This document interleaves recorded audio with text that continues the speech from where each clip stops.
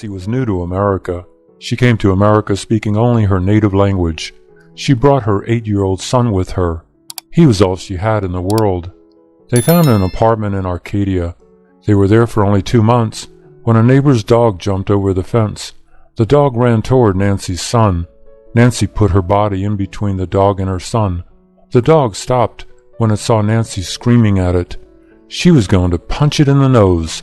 The dog turned around. Shaking, Nancy took her son upstairs. They stayed in the apartment all weekend. Then Nancy found another apartment close to the school that her son was going to attend. She and her son walked everywhere. One day her son started coughing badly. He had an asthma attack.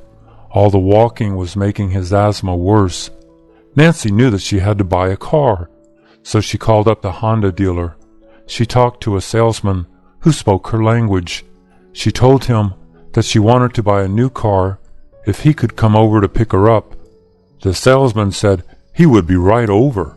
It was time for a haircut. Lenny didn't even have to look in the mirror. Even though he was going bald, he knew that he needed to cut his hair every 2 weeks. He had a tongue of hair on the top of his head. His hair was thinning at the crown. He still had plenty of hair on the sides and back. It was what they call salt and pepper, a mixture of gray hair and dark brown hair. It was only a few years, he figured, until the salt and pepper became just salt. He never let his hair grow for more than 2 weeks. The longer it got, the worse it looked, he thought.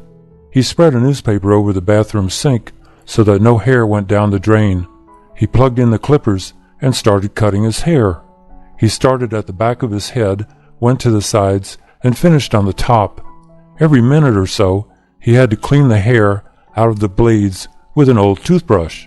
Finished, he picked up a hand mirror to check out the back of his head. Everything looked okay.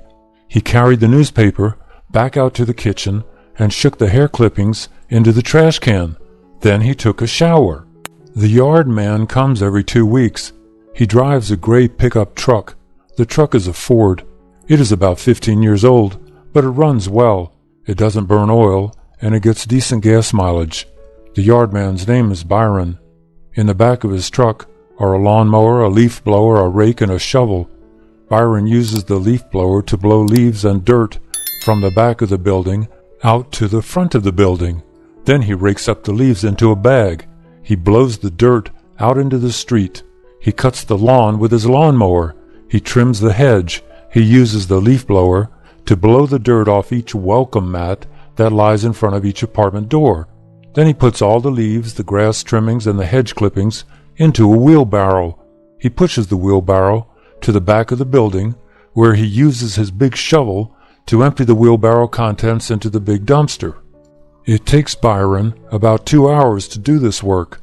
When he is done, he goes half a block up the street to the house on the corner. There, he does the same work again. It looked like rain. The sky was gray. It was almost noon, but the sun was hidden by a gray blanket. It was cool. There were no birds flying anywhere. A couple of birds sat on the telephone wire. Bob was standing outside talking to Bill. They both had their hands in their pockets. They knew that it was probably going to rain shortly. A sudden breeze blew some leaves off a tree onto the sidewalk. A young woman wearing a dark blue coat and jeans walked by. She was walking a small dog. It was pure white and pretty. It sniffed at a tree trunk. The woman waited patiently. Finally, the dog lifted its leg. Bob said that he liked the rain. It was a nice change from the usual hot Los Angeles weather, and the plants could always use the extra water. Bill said the only thing he didn't like about rain was that all the motor oil on the streets would get washed into the ocean, and so would all the trash. But that never stops the surfers, Bob said. They don't seem to care what's in the water, as long as there are waves to surf on. Jim went to the thrift shop. He wasn't looking for anything in particular. He liked to go there just to browse. A big sign on the front door said open. The shop was closed on Sunday and Monday. The rest of the week, it opened at 10 a.m. and closed at 2 p.m. 2 women worked inside. They rang up sales and put the items into plastic bags for the customers to carry out. At the back of the shop was a big room where another lady worked. She sorted the new donations and put price tags on them. At the end of each day, she would bring the new donations out to the main part of the shop. Everyone who worked at the thrift shop was a volunteer. The only payment they received was that they had the opportunity to see and buy any items in the shop before the customers did. When Jim entered, the lady at the register told him hello. He smiled and said hello. She knew Jim because he was a regular customer. Jim said, "What's new?" She laughed and said that nothing was ever new at a thrift shop. "It's always old and it's always used," she smiled. Jim looked at the watches in the glass case. He saw one that he liked. "Could I look at that one?" he asked. Laura went to the stable. 4 horses stood there. She put a saddle on Star. He was 7 years old, big and dark brown. Her sister came out to the stable. They were both going to exercise the horses. It was a warm, sunny day. Janice saddled up Moonbeam, a white mare. They got on the horses and started walking them. A few minutes later, Laura was telling Janice about the new doctor in her hospital. She raised her hand for a second to make a point. Just then, Star bucked. Laura went flying into the air. She landed on her head and shoulder on the grass. "Oh my gosh," Jan cried. "Laura, are you all right?" Laura moaned. Jan gently rolled her over. She didn't see any blood. That's good, she thought. "Can you move? You're not paralyzed anywhere, are you?" Jan pulled Laura up into a sitting position. Laura slightly moved her legs and arms. She wasn't paralyzed. When she moved her right hand to touch her head, she groaned. "What's the matter?" "That hurt. When I moved my arm, it hurt." They still didn't see any blood. Jan unbuttoned the top buttons on Laura's blouse and looked at Laura's right collarbone. "Oh no," she said. Mike looked at the label on the big plastic container. It said garlic powder. There was a U with a circle around it after the word powder. What does this U mean, Mike wondered. Under the word powder was another word, seasoning. Under that word was a drawing of a garlic bulb. Mike knew that food labels can be tricky. Powder is powder, but seasoning could mean salt. He looked all around the plastic container for an ingredients label. There wasn't one. In small print, under the drawing of the garlic bulb, was a phone number, 1-800-632-6900. Call that number if you have comments or questions, the label said. Mike called the number. A woman answered. He asked her what the U inside a circle meant. She said it meant kosher. Kosher food is food that is prepared according to Jewish law. Mike asked where the ingredients label was.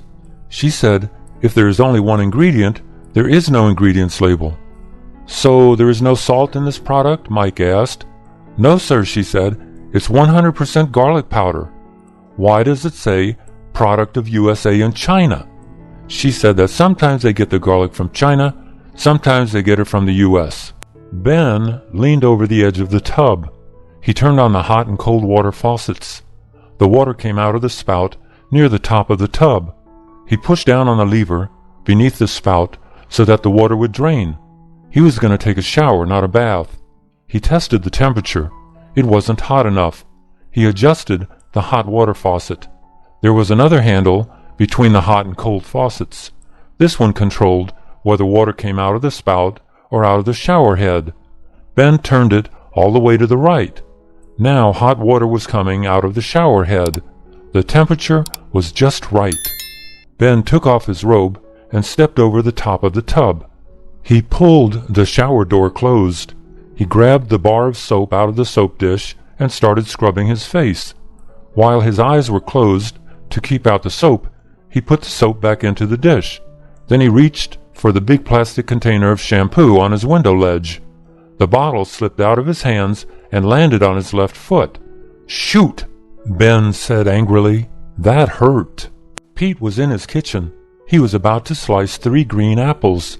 He liked to eat fresh apples with cinnamon sprinkled on them. He opened the blinds so that he could get more sunlight into the kitchen. Now he could see what he was doing. He grabbed a knife out of a drawer. It said, "Surgical Stainless USA" on the side of the blade. The blade was very thin and light. It had teeth like a saw.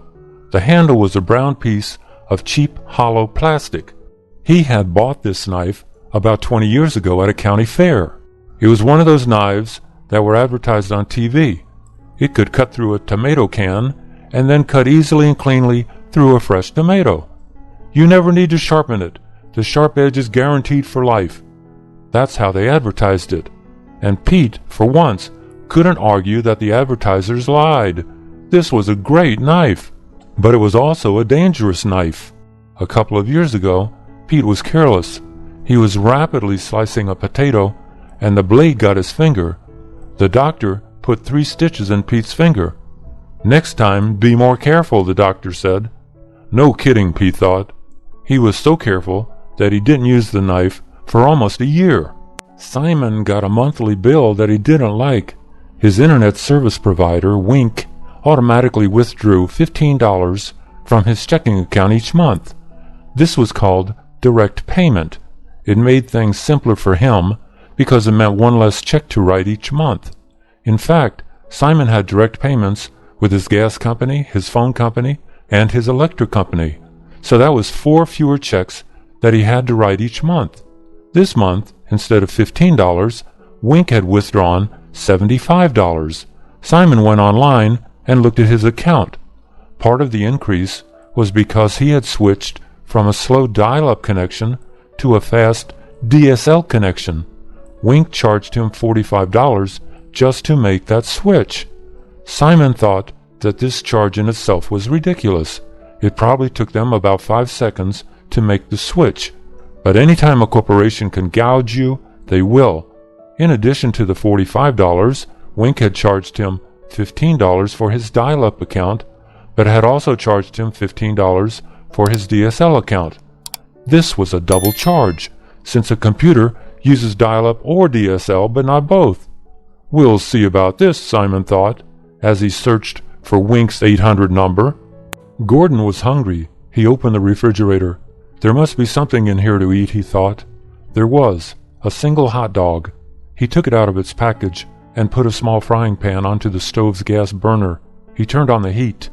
Then he poured a little bit of vegetable oil into the pan. He sliced the hot dog in half lengthwise. When the oil got hot, he put the 2 halves in the pan. About a minute later, he flipped each half over. After another minute, he took the hot dog out of the pan. Gordon put 2 slices of bread into the toaster. This was tasty and healthy bread. The first ingredient listed was organic sprouted wheat. The first ingredient in ordinary bread is usually unbleached flour. When the toast popped up, he put mustard, mayonnaise, and ketchup on 1 slice. Then he added 2 slices of onion. On top of the onions, he placed the hot dog. On top of the hot dog, he put a couple of slices of apple. Then he added some bits of hot green chili, and then put the top piece of toast onto the chili bits. Ah, what a sandwich, he thought, as he sat down to eat. Sarah needed to see the doctor. She had an upset stomach. She felt bloated and needed to pass gas every minute or so. This was terrible. She couldn't go anywhere in public. Her friends told her it was because she had moved to America. The air, water, and food in America weren't agreeing with her. They said she would have to return to her home country. No way, Sarah said. She didn't want to go home. She liked America. This was a minor problem, she was sure. Any good doctor would solve it in no time. 2 days later, she saw her doctor. He asked her if she drank milk. She said yes, 3 glasses a day. Don't drink any more regular milk. Start drinking lactose-free milk, because lactose can upset your stomach. Then he asked her if there were any big problems in her life. She said that her boyfriend was a big problem. He wanted to get married, but she didn't. The doctor said that she should find another boyfriend.